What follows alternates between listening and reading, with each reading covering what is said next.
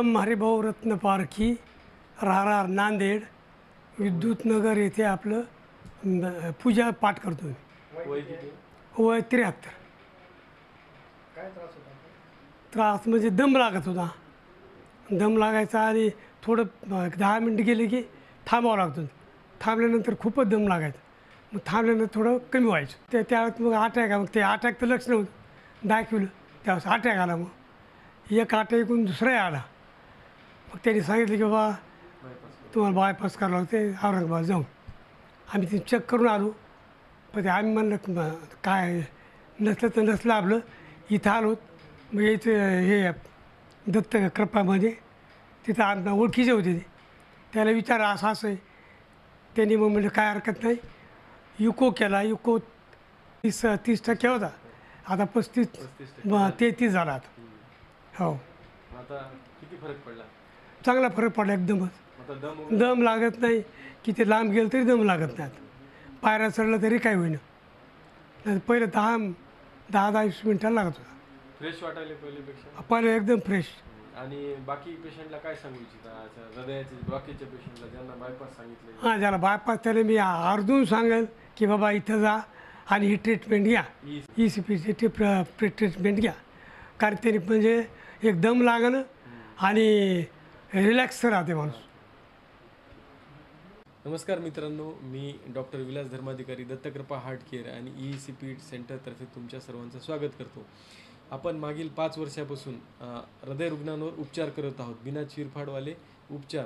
ज्यांना angioplasty bypass सांगितलेली आहे किंवा ज्यांची ऑलरेडी अँजिओप्लास्टी बायपास झालेली आहे, ज्यांच्या हृदयाची पंपिंग कमी झालेली आहे, ज्यांना कार्डिओमायोपॅथी नावाचा आजार झालेला आहे, ज्यांना डायबिटीज आहे अनकंट्रोल्ड, ज्यांना BP आहे, ज्यांना इरेक्टाईल डिस्फंक्शन नावाचा सेक्झुअल प्रॉब्लेम आहे, किंवा ज्यांना मोटापा आहे, किंवा ज्यांना फॅटी लिव्हर आहे, अशा रुग्णांवर आपण बिना चिरफाड कुठलेही शस्त्रक्रिया, कुठलेही रक्तस्राव न करता ECP आणि चिलेशन नावाच्या उपचाराद्वारे या रुग्णांवर आपण उपचार करतो. नुकतेच आमच्याकडे ट्रीटमेंट पूर्ण झालेले आमचे गुरु उत्तमराव रत्न पारखी आहेत. यांचं वय 73-74च्या आसपास वय आहे.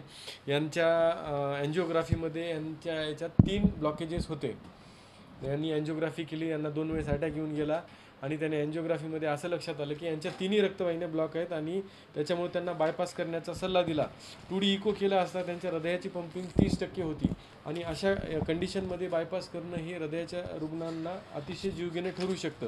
त्याच्यामुळे त्यांनी आपल्याकडे ECP ट्रीटमेंट पूर्ण केली आणि ECPचे 40 सेशन पूर्ण केल्यानंतर त्यांची पंपिंग हे 35% वाढलेली आहे. पहिली 30% होती, ती आता 35% झालेली आहे. यांना पूर्वी जो चालताना दम लागायचा, छातीत दुखायचं, जास्त चालू शकत नव्हते, चालण्याची क्षमता कमी झाली होती, त्यांची क्वालिटी ऑफ लाईफ थोडी कॉम्प्रोमाइज झाली होती.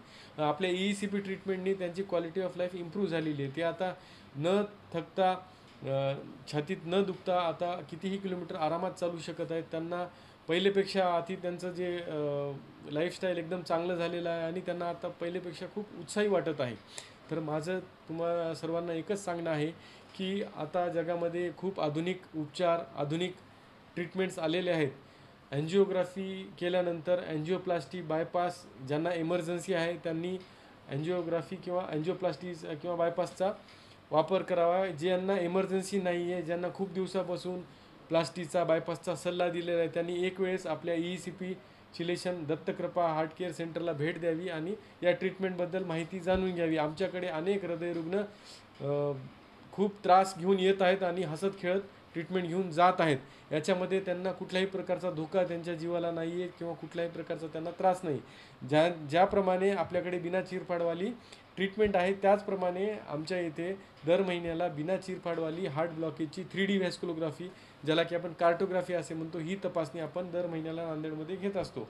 तर मे महिन्यामध्ये 20 तारखेला मंगळवारी, 20 मे रोजी मंगळवारी सकाळी 9 ते सायंकाळी 6 या वेळेमध्ये ज्यांना मधुमेह, उच्च रक्तदाब, ज्यांना ऑलरेडी हृदयाचा त्रास आहे, ज्यांना ऑलरेडी अटॅक येऊन गेलेला आहे, जे मद्यपान धूम्रपान करतात, ज्यांचं वय 30पेक्षा जास्त आहे, ज्यांना मोटापा आहे, ज्यांच्या रक्तामध्ये कोलेस्ट्रॉल वाढलेला आहे, ज्यांना ऑलरेडी प्लास्टी बायपास झालेली आहे किंवा ज्यांना अँजिओप्लास्टी बायपास करण्याचा सल्ला दिला आहे अशा रुग्णांनी ही कार्टोग्राफी करून घ्यावी, ज्याच्यामध्ये त्यांना हृदयाचा रक्त पुरवठा किती प्रमाणात होत आहे, हृदय किती प्रमाणामध्ये डॅमेज झालेलं आहे, हृदयाला किती प्रमाणामध्ये ऑक्सिजन मिळत आहे याची माहिती मिळते आणि त्या माहितीद्वारे आपण पुढे त्या रुग्णांवर अँजिओप्लास्टी बायपास किंवा आपली non invasive ECP chelation treatment करून त्या व्यक्तीला हृदयाच्या होणाऱ्या मृत्यूपासून टाळू शकतो.